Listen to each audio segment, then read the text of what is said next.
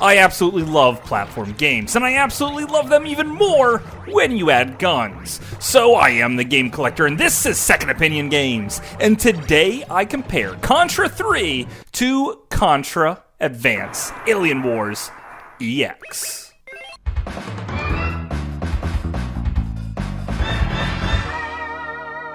Second Opinion Games. So, Contra 3 is absolutely one of the best Super Nintendo games ever made. The controls are fluid and spot on. The music is just perfect in nearly every way. The game is great for a short play, or even a marathon, depending on how you want to play it. You could start on easy and then play through medium and go straight to hard, and then you will pretty much master the game. So, when it came out on the Game Boy Advance, I immediately picked it up, and was horribly disappointed in it.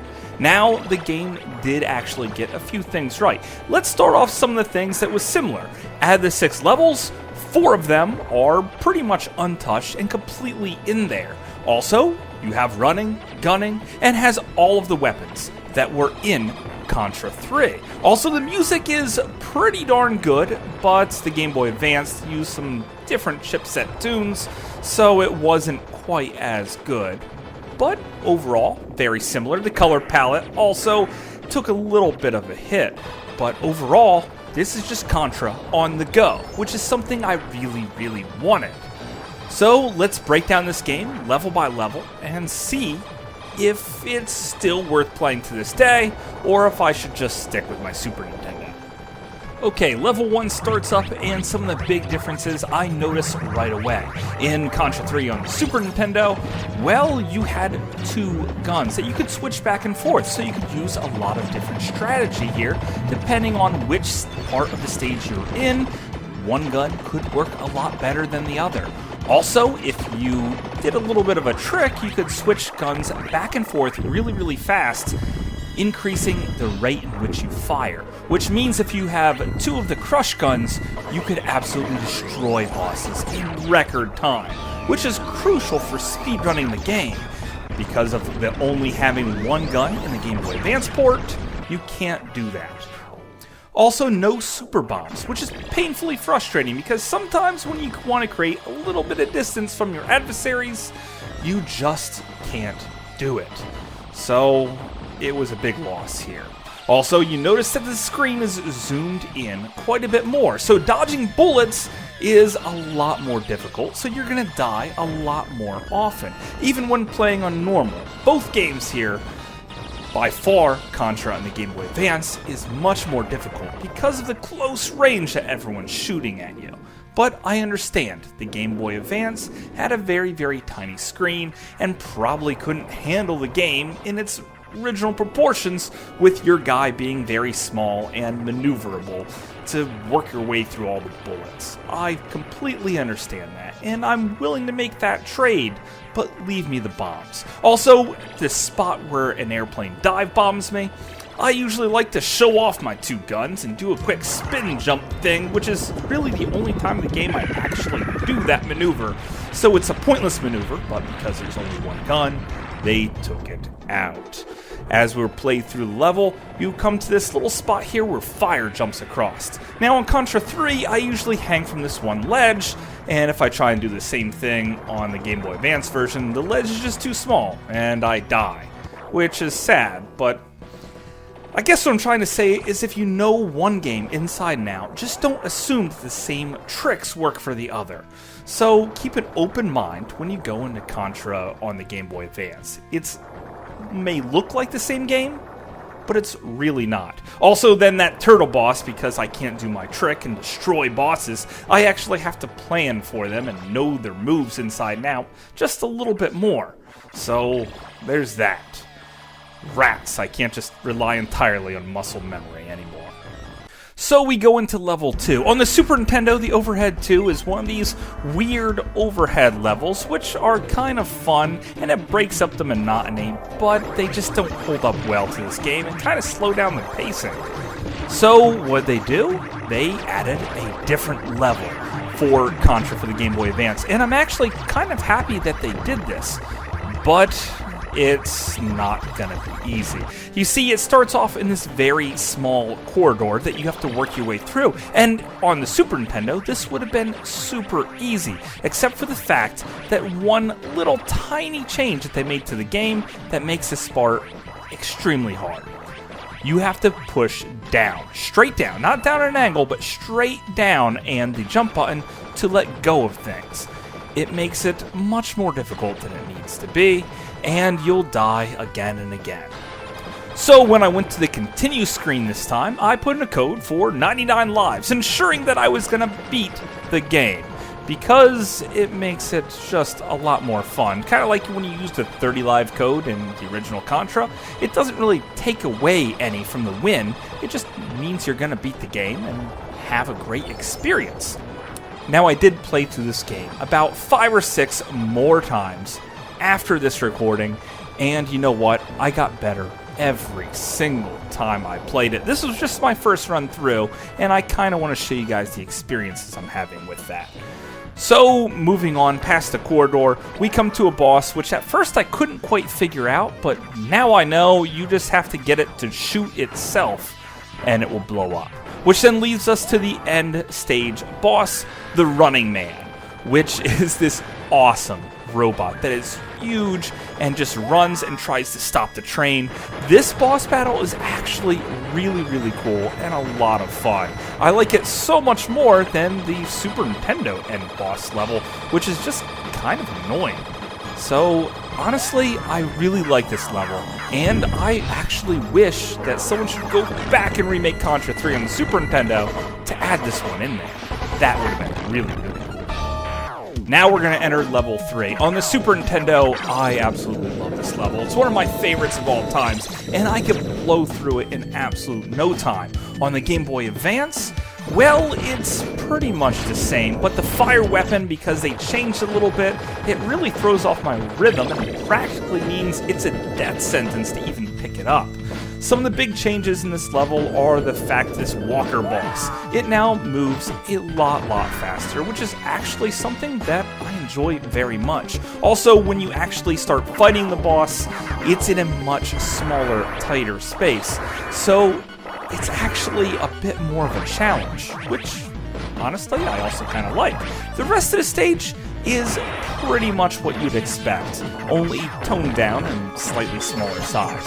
Overall, this one is as close as it gets to the Super Nintendo version, and I really enjoy it. So then we go into level 4, which both are actually really good. On the Super Nintendo, of course, it's flawless, and on the Game Boy Advance, everything's zoomed in a little bit more. I know I keep saying that, but it is what it is. They did change a couple things because of this. For example, this one mini-boss doesn't jump nearly as high, so you can't get right underneath him and shoot up.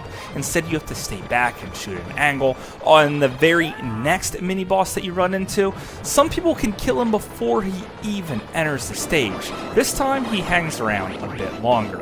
And the final boss of this stage is epic, in where you're riding on missiles and trying to shoot down the alien spaceship at the same time. It is intense and awesome. On the Game Boy Advanced version, things are really amped up as you have a lot less space on the board to move around. So it's actually quite a bit more challenging, which is also something I love. Also, if you're playing on easy, this is where the game stops on the Game Boy Advance version. If you're playing on easy on the Super Nintendo, you can keep going. So keep that in mind. Just play with normal every time, all the time. Okay? Level 5 on the Super Nintendo is my least favorite board of all times. Again, it's one of these overhead levels that really slow down the pacing of the game, and I really rather hate this level. I would just skip it altogether if I could, which is why on the Game Boy Advance I am super jealous, because this level is really cool. It starts off with aliens bursting out of tubes. You shoot them until they explode and shove their guts everywhere. It is so unbelievably cool. The music is even great on top of it. There's multiple bosses as you go through each of these rooms, and then when you get to the end boss of the stage, he has many, many forms, starting off with this one that shoots Haroukens at you, which is freaking unbelievable. And then it turns into something of my nightmares. I don't even know what this creature is, but holy crap, is it ever a death-dealing machine of disgusting. It is so cool to watch, and oh my god, I wish I could play this on my Super Nintendo. But man, it is so awesome, I gotta say. And then it goes to an uninspired boss at the very end portion. I don't really care about that at all. So that was it. That's the other exclusive level, and it is worth every penny of the game just to play this one level over and over. Honestly, it is so cool. So moving on to the very last level of this game, and it's all as you would expect. Everything I mentioned earlier is still going on with the tight screen and the slight musical differences. Now, as you play through the game, you'll notice that this is where you really die a lot and a lot, because the aliens continuously respawn and come at you from behind where you have almost no time to react whatsoever. On the Super Nintendo, this is where also I take my time and just enjoy the experience, even when I'm doing speedruns, which is probably something I shouldn't do when I'm doing a speedrun. I actually beat this game in a total of 23 minutes on the Super Nintendo. Well, this time I play it. Normally I hover around 21 minutes on normal, which I know might not sound too impressive to that many of you out there, but for me it's actually pretty darn good. So it's a lot more difficult on the Game Boy Advance, and I just want to show you guys a couple little things here that are different. Starting, pay attention to where the music changes coming up here, and then the slight differences in the boss battles. And I'm just going to let the screen pretty much tell you everything as it flickers back and forth. So just enjoy a little bit.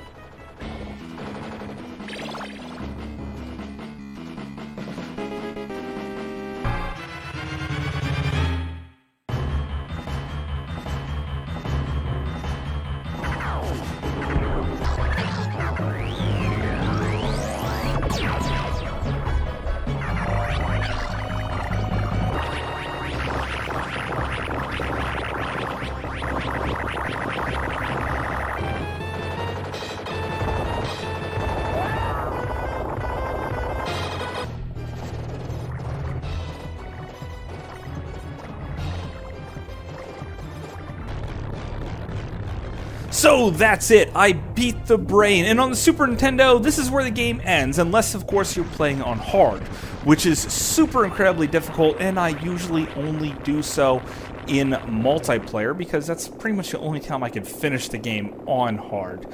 On normal mode of the Game Boy Advance, you fight the real end boss, and it is really cool to actually see this in the game. I honestly didn't think they were going to put this in, but here it is. And then you beat that, and then the game is over. It even goes to the end picture scene, which in the Super Nintendo, most people has never seen it before, ever.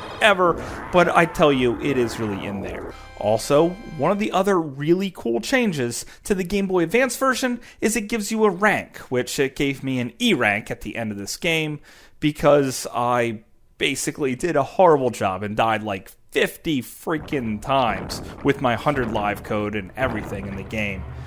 Overall, both games, I think, are very good in their own right.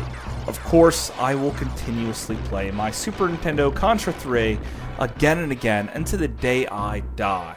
But because of those extra 2 levels that are really good in Contra Advance, it had me going back to it. Matter of fact, I've played through, I may have mentioned it, 5 or 6 times more since I did this original recording because I just wanted more. And every single time, I beat the game dying less and less. The very last time, I only died 20 times, which means I feel like I'm pretty freaking good at the game now, and I absolutely enjoy it on nearly as much level as I did the original on the Super Nintendo.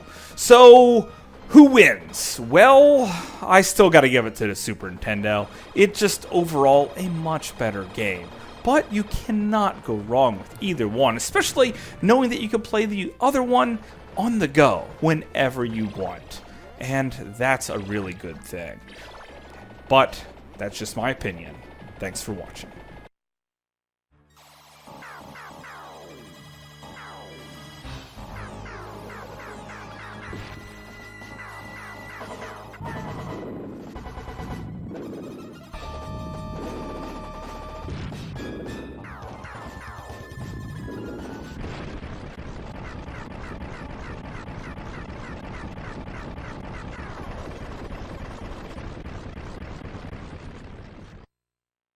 Hopefully you guys enjoyed this video because I love Contra, and Contra 3 is by far my favorite Contra game. So if you want to see more of Contra, well then watch this video. And if you want to hit subscribe, please do that as well. And until later, I'll see you again, guys.